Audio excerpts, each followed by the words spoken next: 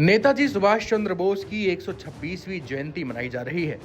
देश में एक बार फिर से नेताजी के त्याग और उनकी महानता के किस्सों को जनता के बीच पहुंचाने और लोगों को प्रेरित करने के भरसक प्रयास हो रहे हैं। इस ओर केंद्र की मोदी सरकार भी बेहद सक्रियता से काम कर रही है। ये इसी से समझा जा सकता है कि बीते साल 125वीं जयंती पर प्रधानमंत्री नरेंद्र मोदी ने इंडिया गेट पर होलोग्राम स्टैचू का अनावरण कर देश को सौंपा था। इससे पहले मोदी सरकार ने नेताजी से जुड़ी कई फाइल्स को भी सार्वजनिक किया था। मकसद यही है कि देश अपने असली हीरो से रूबरू हो। हम आपको एक किस्सा बताने जा रहे हैं। किस्सा है विनायक दामोदर सावरकर यानी वीर सावरकर और नेताजी सुभाष चंद्र बोस की मुलाकात का।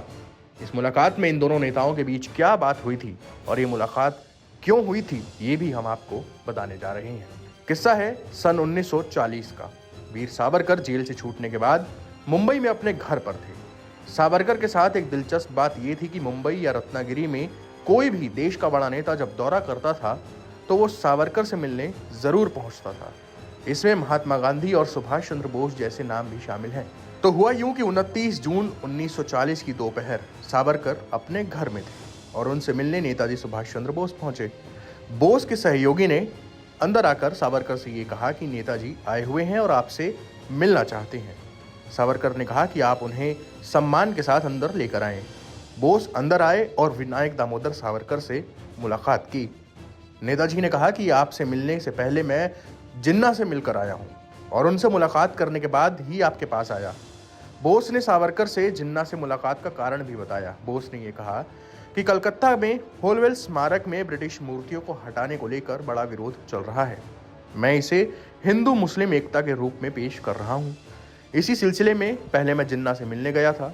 बोस ने आगे ये कहा कि जिन्ना ने मुझसे ये कहा है कि अगर एकता का प्रस्ताव कोई हिंदू नेता लेकर आता तो वो इस पर विचार जरूर करते, लेकिन ऐसा लग रहा है कि फॉरवर्ड ब्लॉक तो कांग्रेस का ही संगठन है, इसलिए आप हिंदुओं के नेता वीर सावरकर से मिलिए। इसी कारण मैं आपसे मिलने आया हूँ। नेताजी फॉरवर्ड ब्लॉक के अभियान के लिए हिंदू महासभा के सहयोग की अपेक्षा के साथ पहुंचे थे।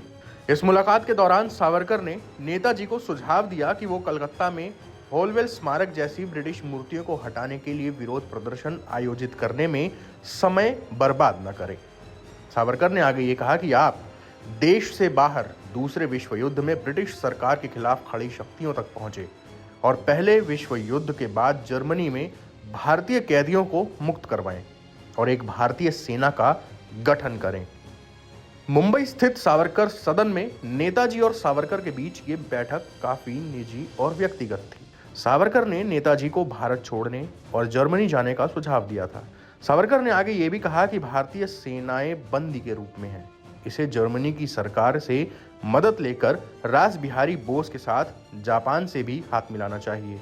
इस बात के लिए सावरकर ने नेताजी को उन्हें रास बिहारी बोस की तरफ से आई एक चिट्ठी भी दिखाई। ये कहा जा सकता है कि सावरकर ने रास बिहारी बोस और नेताजी के बीच एक पुल का काम किया था।